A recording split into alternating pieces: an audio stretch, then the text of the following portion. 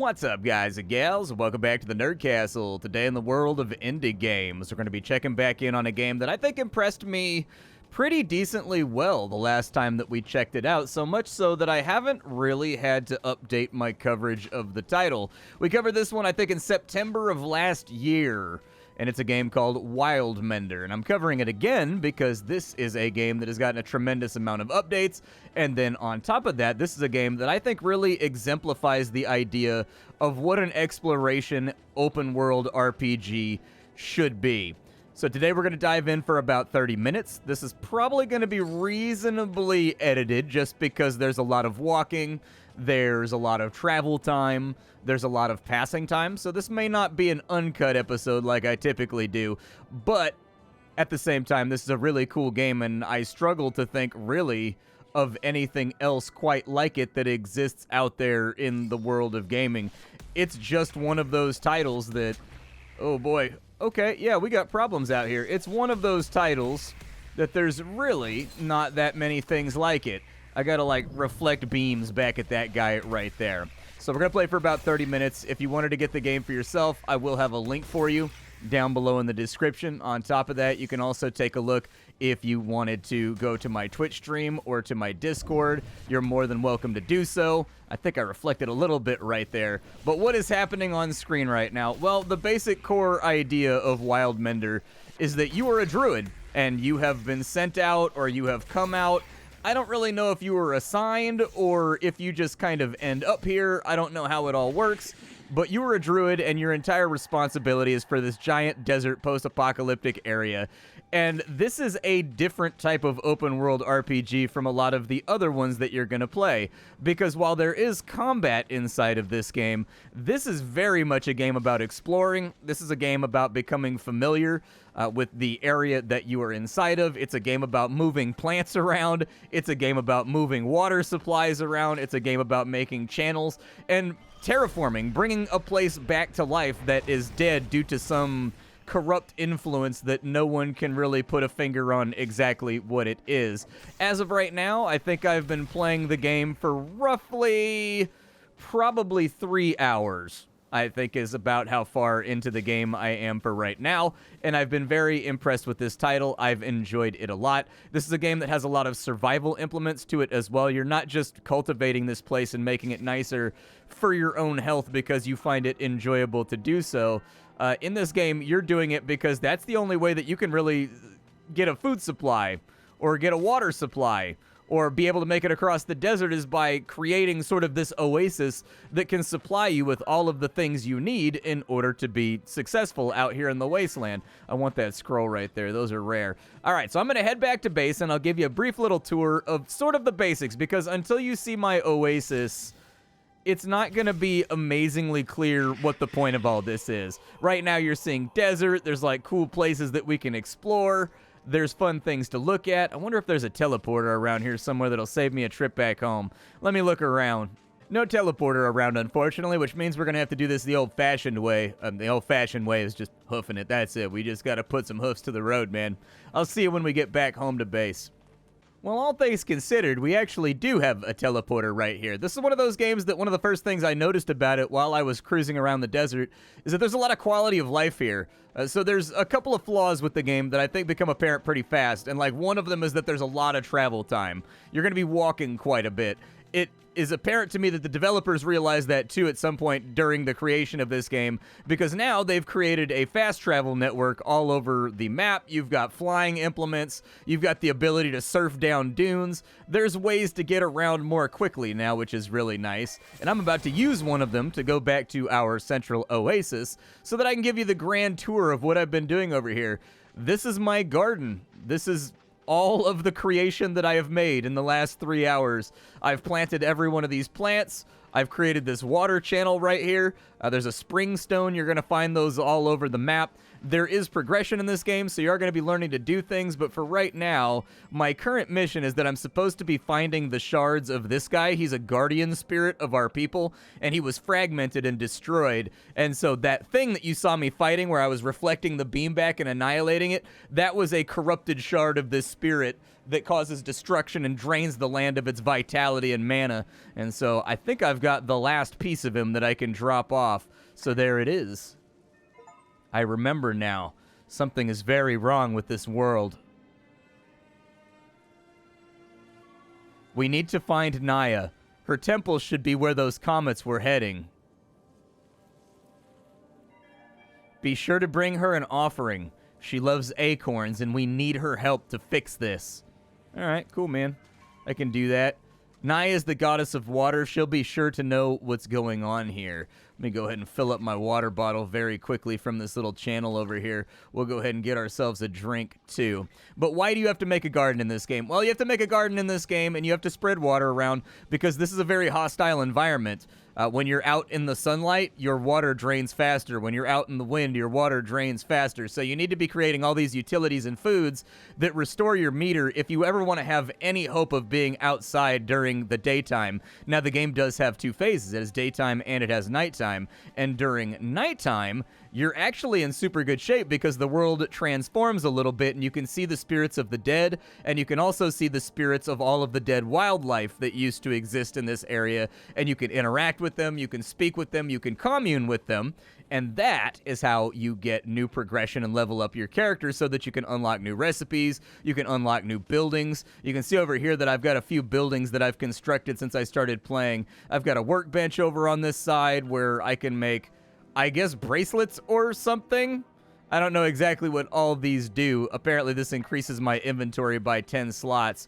So I'll probably mash out one of those, but what I really need to do right now is I need a storage basket. So I'll probably take a storage basket and just put it inside my little lean-to over here.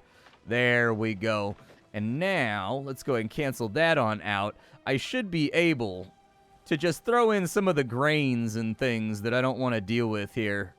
And now that I've got that all stacked and stored up, this right here is basically like a sonar for the spirits of the dead. You have to find, the core gameplay of this game is you terraform to give you fertile soil. You go out and find seeds that are buried in the sand that haven't died yet. You bring them back here and you plant them. If you keep those plants happy, every plant has a bunch of things that it needs, and you have spells and stuff you can cast on them. But the bare bones basics are, if you keep the plants happy, they will give you mana every single night when the sun goes down. You can see that 38 out of 38 underneath my water, my food, and my health meter. That is your mana. Mana is what you use to cast spells to make your plants live longer. It's what you use to terraform. It's what you donate it to ghosts to help them pass over to the other side and to help them no longer wander the desert, in fear and agony and sadness. And in return for that, they will give you technologies which allow you to come back and do all this stuff more effectively, make your land bigger, create larger, more fertile areas, and slowly you're going to be terraforming this place and making it nicer.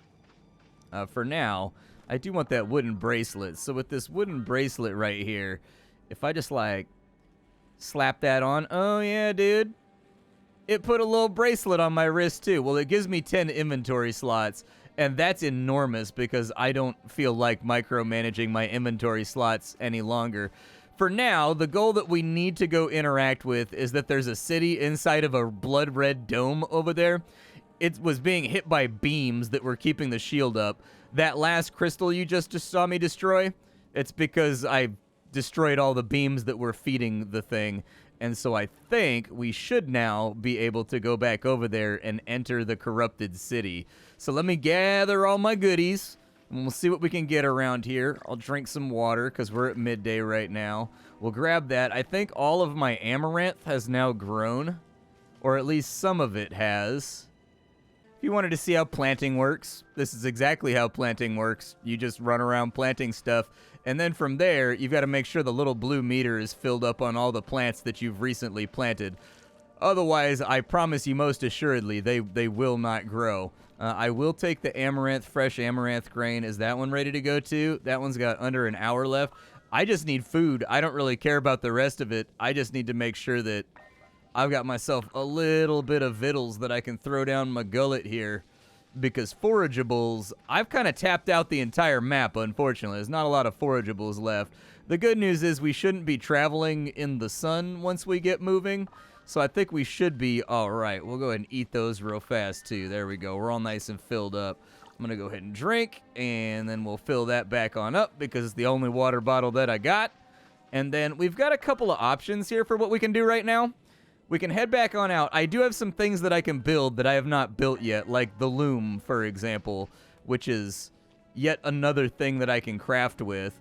Maybe I'll put the loom, like, right there. There we go. Drop the loom. It said it helps me make cosmetics or something so that I can make my character much more prettier. Oh, yeah, we can make grassy cloaks and shirts, and we can really lean into the Druid vibe. We can make ourselves some glasses down here. We can make some cloaks. Okay. I can dig it. I feel like I deserve kind of a grassy cloak. That's what I feel like I deserve. So let's take that. And what slot does that go in? It goes like right there. I mean, that looks a little better. I'm about to trade my color scheme around. But let's go investigate this place it wants me to look at, because the sun's down, which means it's now time for us to travel. That plant right there is ready for mana harvest, in case you're wondering what that looks like. Pick that up and you're good to go. Those cactuses right there, if you give them water, they'll sometimes grow a fruit, which can help out a lot. But let's go check this place out. There is nothing in this game stopping you when it comes to getting around. I haven't brought it up, but you can, anything that has a wall in this game, you can climb. If you're on a dune, you can do this surfing thing here like we're inside of a 90s movie. And so if you can see it in this game, it is traversable and you can get there. At least that has been my experience thus far. There has been no thing in the game. Ooh, these guys have fruit ready to go. Hold on. These guys have little fruits ready to go. These fruits right here are really good for like road rations because they give you a bunch of water and they also give you a bunch of hunger. So there we go. If you wanted to see what the climbing looks like, let me throw myself at one of these rock faces right here because our little character actually is a pretty tenacious rock climber. There you go. You just press shift up against any surface and he or she will automatically climb it. I don't know if our character's a boy or a girl. They're kind of like androgynous. You can also use like a Mary Poppins umbrella mushroom that I grew inside my garden so that you can get down off of cliffs and things. That rock right there is copper. So what's going on over here? Nothing good. This place was inside a giant blood red bubble just a minute ago until I finished off the last of the little artillery cannons that was firing mana to it to feed it. And so now we're kind of like feeling this whole thing out. Is that a dusty grave right there? It is. So it wants amaranth grains and it wants sunburst seeds. And then we can make an offering right here. Is there a teleporter?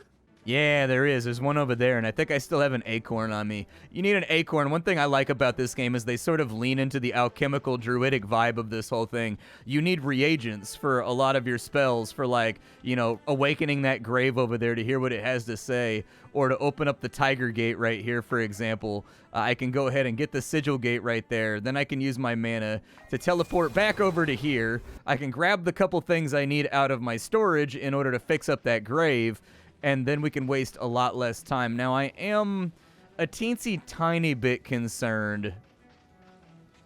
I'm a little tiny bit concerned about where we're going to get acorns from. Acorns are kind of rare in this game. They can be a little bit difficult to come by. You need to look for dead oak trees is pretty much it, and then you just got to look around their bases. Sometimes I find them, sometimes I don't. I've got my mirror out. Let me go awaken this grave real fast. And I think this is the holotype thing that this game does really well, is that this game embodies ooh piece of candy to the maximum tier.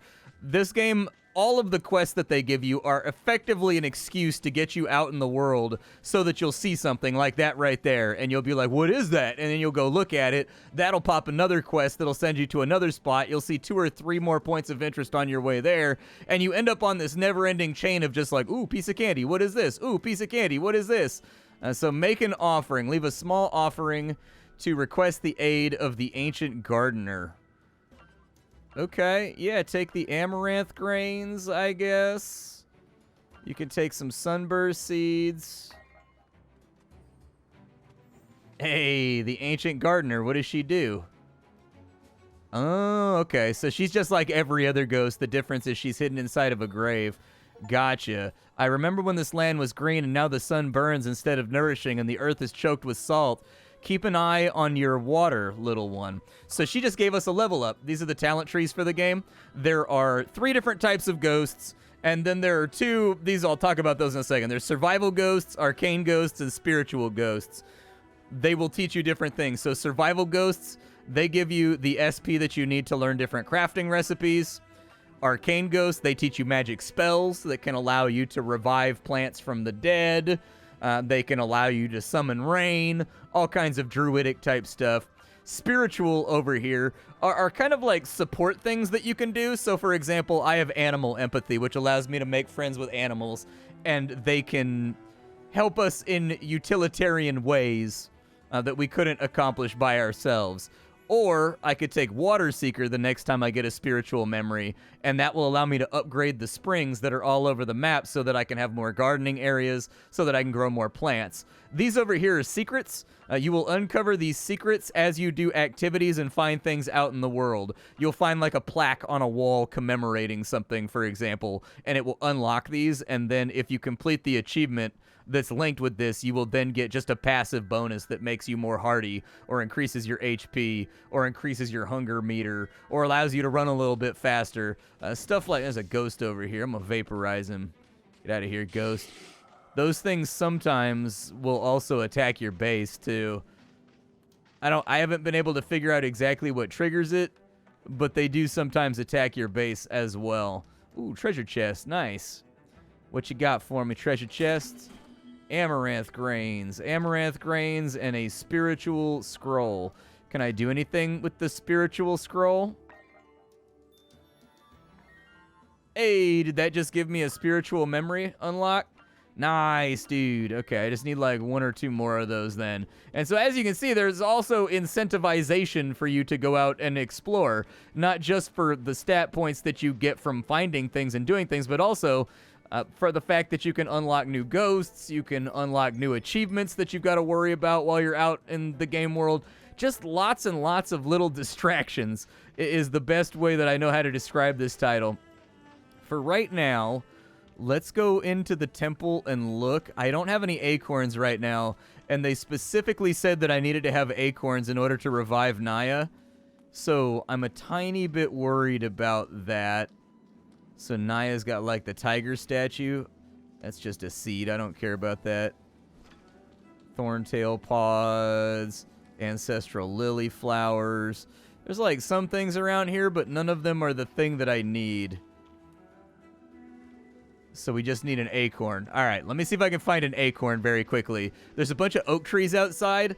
I might be reaching, but I'm hoping I can get one. So this is corrupted soil right here. We don't really want to be on this long term, but there are shiny spots over here that do have some things that are helpful to us. But these are the trees that we're looking for right here. Around the bases of them, they will very, very occasionally have an acorn. The more of them there are, the more you might luck out, and this doesn't seem to be a particularly chock-a-block full area of acorns, so like I said, we may have to wander a little bit before we find it, but that's part of the fun of the game. Hey, I found an acorn. All right, we finally found our guy. Man, I've been out here combing the desert, and we ain't found shit, all right? Like, this is one of those Spaceballs moments where I've been running around out here forever trying to find this thing, but that's the magical power of editing. I don't really have that much water left to give to this cactus, but I'm gonna do it anyways, because I'm just a nice guy like that. Now that we've acquired the thing that we were looking for, we gotta go back, and we gotta use it on the giant tiger statue. The good news is, it's not that hidden, so I can go ahead and just like coast back on down here, no problem, using my umbrella mushroom. There we go. I'm gonna need another one to activate that fast travel point over there, I think. But for now, this should get us taken care of. Hopefully this doesn't lead to any cataclysmic damage or anything bad. Wait, there's an oak tree right there? Oh, look at that little oak tree right there. So that's like the last living oak tree, probably. I don't think I've seen any other ones. All right, you. I will pray at your altar. Behind you. Oh, that's not good. Don't say that.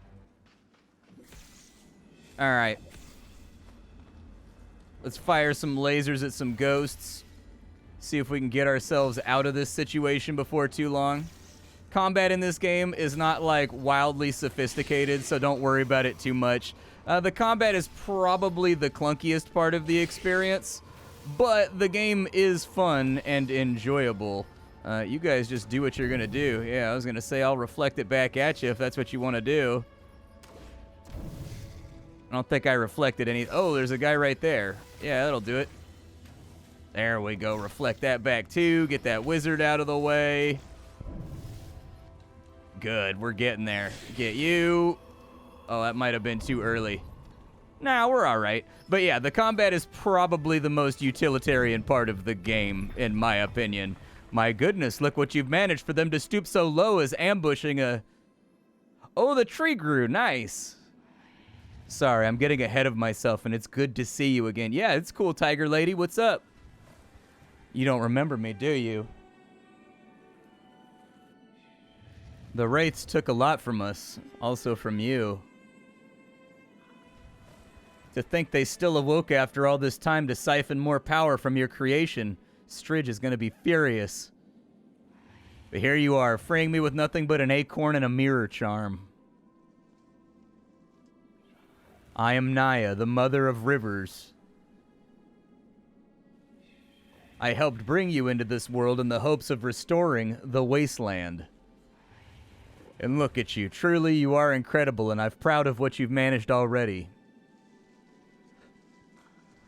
But I'm rambling. Come here. I have a gift for you.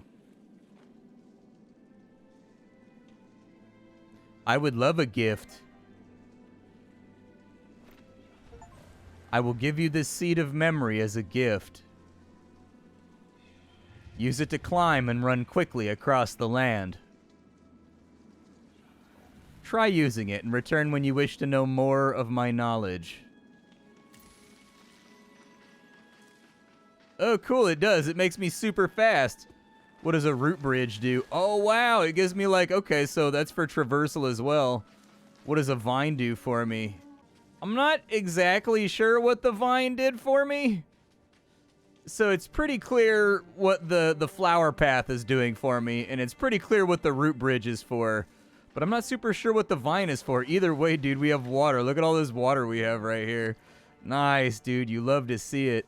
And this entire area is going to become fertile over time. You can already see it happening right here. So I think we've got like a much better spot now to build out of, especially if we can dig. So you can terraform in this game. And I was going to say, if we can dig, we could actually dig sort of irrigation canals and whatnot too in order to make the fertile spot spread even further. But for now, oh, there's a treasure chest over there too. I didn't even see that one. Treasure, oh, free food too. Ancestral lilies everywhere. What's inside of here? Oh, cool, we got an arcane scroll. We got a couple of things. Yeah, read the arcane scroll. We could use the skill points for sure. I don't know what that one did for me, the brittle scroll. It looks like it unlocked something for me. The good news is we have loads of food over here that just grew. So I can fill up these meters no problem, even though we just used them all up. Yeah, just eat like all of those. Just fill back up completely. There you go. All right, then we'll break that out. We'll drink some agua. And let's go talk to Tiger Lady and see what she's got going on now. All right, lady, what you got for me? The other gods. Yeah, let's find out about them. The other gods. It is true that we will need their help. I was just hoping it would not be so soon. You see, we're not all in agreement about your creations. With some interference of the Wraiths, I feel like things will get more complicated. First is Gleb. He's at the center of the canyon. The canyons were in his city, and he was at the center. he had the power to shape the land and may be willing to grant that power to you.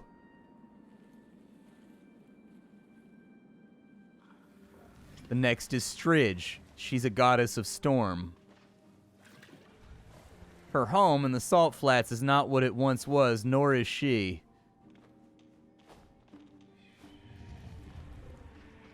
She will be angry. She's against your creation, believing humans are irredeemable. If you can gain her favor, she may give you the power of wind and flight. Oh, dude, can I turn into an eagle? That'd be sick. Everybody loves druid powers, bro. And lastly, Oros is in the mountains. The god of time is cryptic. But you are not ready to journey that far yet.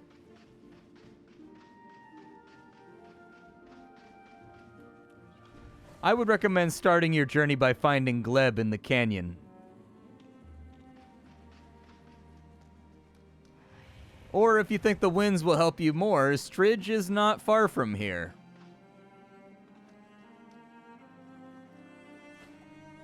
Okay. So the gardener has a vast vision. So they want me to grow 6 mature amaranth plants. And then I'll get something from that. So that'll probably be good. Let's go ahead and strap on our memory seed real fast. I didn't want to do that. Let's lay the flower path out. Oh, it makes me so speedy. I love how it has the little splash effect under my feet while you run, too. I like that, so, like, with a lot of druidic games, they tend to lean more towards, like, summoning wolves that tear your enemies apart. They tend to lean more towards summoning lightning that burns them to a crisp like bacon, you know? With this game, I like the fact that all of the druidic powers are all things that kind of aid in healing and fixing the land and helping you get around faster to continue doing precisely that. I didn't mean to grab onto that, but sure, grab onto that right there. Like, I sort of dig the fact that combat is kind of a secondary focus of this game. Instead, it's much more of a title about terraforming and making a place beautiful again and making a place nice again. I think it kind of has that same... It has that same iterative vibe that something like Planet Crafter has, where the joy a lot of these times is going to be in watching how you've changed the place and made it better just through the various actions that you've been taking by planting things and creating new workbenches and creating new oases and all that kind of stuff.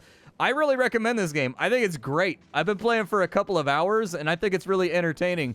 It's got a few little wonky things around the edges of the margins. What I mean by wonky things is, like, occasionally you'll get animations that don't trigger properly, or occasionally you'll get an animation that's delayed. Like when you jump off a cliff, you'll lose health and you'll run like 4 steps, then they'll collapse. Little things like that instead of just like face planting the second they hit the ground. But by and large, I haven't really noticed anything in this game that's made me think like this is a busted product that needs a lot of work. This is a very unique open world RPG, especially for people that enjoy things like gardening or terraforming or just exploration. And you guys know me. I love exploration and I love novelty. So this is one of those games that I recommend. I think it's pretty solid if this is what you're looking for. I think it's a specific group of druid enthusiast people out there, but I love druids in video games. I love playing druids in D&D and things like that. So this is one of those things that I think grabbed me pretty quickly and got me addicted. My name is Splattercat. I sift through the pile to find what's worthwhile in the world of indie games every single day so that you don't have to. Today up on the chopping block, we were fooling around with a game that we played a demo of a year ago. It is no longer a demo. This is a done game that's ready to roll called Wildmender. I'll see y'all later. Thank you for stopping on in, and that's about all I've got for you. Bye, folks.